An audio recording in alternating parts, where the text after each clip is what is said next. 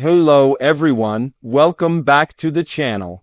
Today we're diving deep into a worrying and complex crisis that's unfolding across Russia. A crisis where financial panic, government control, and digital isolation are colliding in real time. We're talking about a bank-run scenario, Russian cities feeling like they're imploding, and an increasingly authoritative move by Vladimir Putin's regime to shut down mobile internet, even in major cities like St. Petersburg. What's happening is not just a financial blip. This is a multi-layered storm, rising public fear, a breakdown in digital infrastructures, and a deliberate tightening of control by state authorities. It's not just about economics, it's about information, trust, and social stability. Let's unpack how all these pieces fit together, what's driving the crisis, and where it might go next. Since May 2025, there's been a dramatic surge in mobile internet shutdowns across Russia. These outages are not occasional glitches for many regions. They've become daily or multi-day events. Officially, the Kremlin and regulatory agencies frame these blackouts as security measures to counter drone threats. The argument is that mobile networks can be used to guide or coordinate drone strikes, so shutting them off would reduce risk. Technically, these shutdowns are being carried out using Deep Packet Inspection (DPI) devices, which were installed by mobile operators but are under the control of Roskomnadzor, Russia's internet regulator. This means that authorities can effectively sever the transmission at the provider level, disabling 4G, 3G, and related traffic in whole districts with a single instruction. The result, communication apps collapse, mobile payments stop, and people are pushed offline. These blackouts are not just nuisances, they're reshaping daily life. With mobile data cut off, many Russians can't access their banking apps, digital payment platforms, taxi and delivery services, or even basic utilities. According to data from the Central Bank of Russia, the repeated disruptions have triggered a wave of cash withdrawals. People are hoarding cash out of fear that they might not be able to transact digitally when they need to. In fact, in June and July alone, banks recorded monthly cash outflows of about 200 billion rubles, roughly $5 billion. Regions across the country are being affected.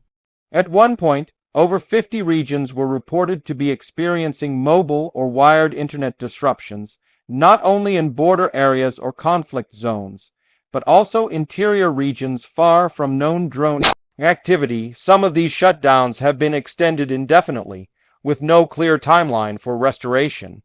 The official narrative continues to be about security and counter-drone defense, but many critics argue this is a pretext for a broader strategy of information control. The human cost is real. People are adjusting by reverting to offline communication methods. Instead of messaging apps, they're sending SMS or making voice calls. In some places, working from home becomes difficult when mobile data is unreliable. In remote regions, the only public access points are weak Wi-Fi spots set up in parks or government offices, but these are limited and unstable. Meanwhile, banks are under pressure.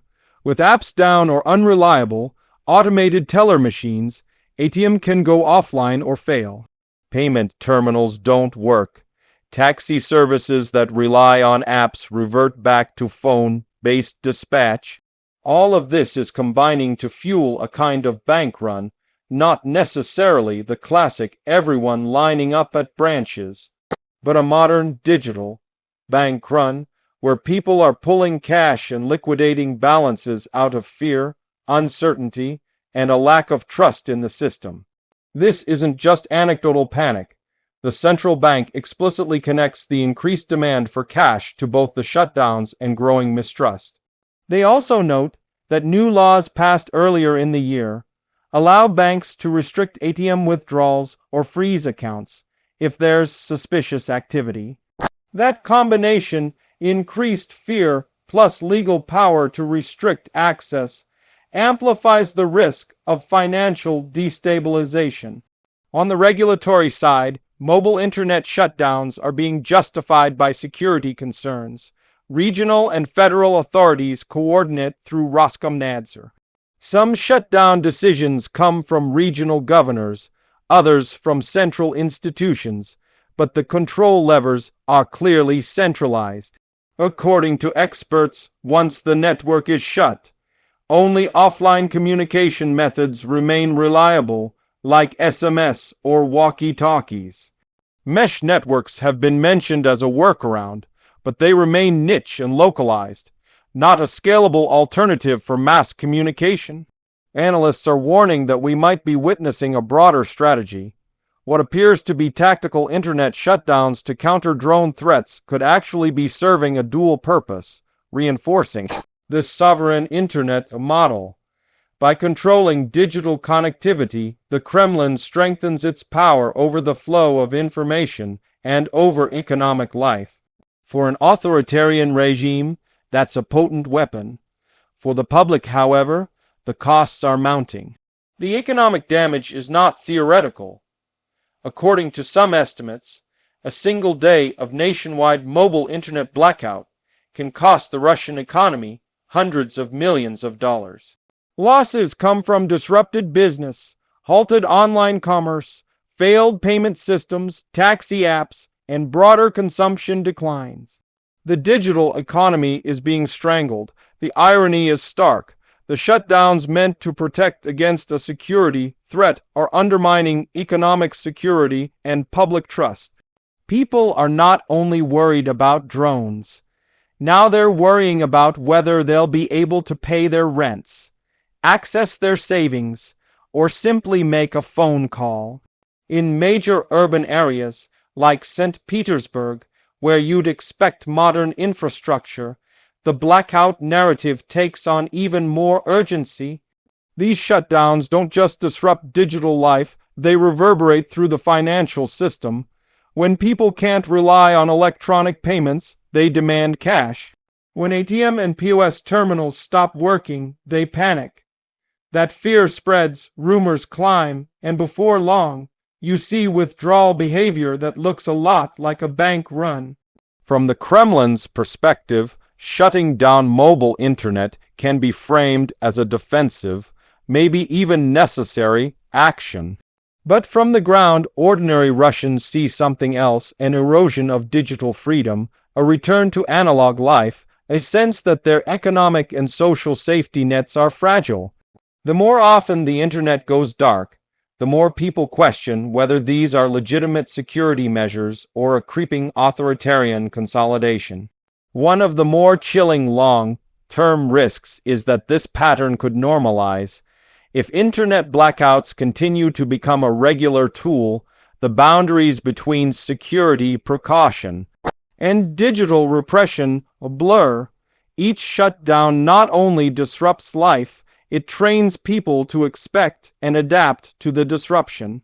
Over time, reliance on cash could deepen, digital services could contract, and economic resilience could weaken.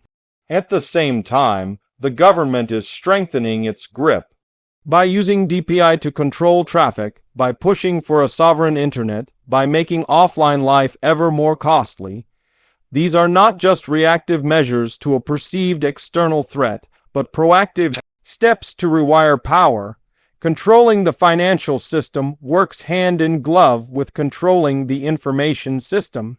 If people cannot communicate freely, cannot pay freely, their ability to resist or protest is greatly diminished. Experts are also pointing out the geopolitical dimension. Russia's move toward shutting parts of its mobile internet could fuel its strategy of digital self-reliance, breaking off from the global internet framework, building its own isolated infrastructure, and minimizing dependence on foreign platforms. This is consistent with broader long-term projects in Russia to create a more insulated, controlled internet ecosystem. But for now, the fallout is immediate.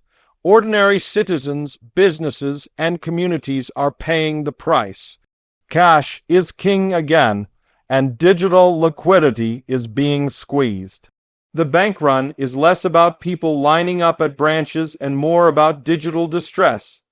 The kind you feel when you check your banking app and it won't connect, or when your card terminal refuses to work, or when your ATM spits back your card. If this continues, the potential for more serious destabilization is real. Financial panic could morph into political panic. Economic uncertainty could feed social unrest, and economic control could become political control. Looking ahead, there are some critical questions. Will these shutdowns remain temporary measures, or will they become a permanent tool in the Kremlin's toolkit? How will the economy hold up if cash demand continues to surge?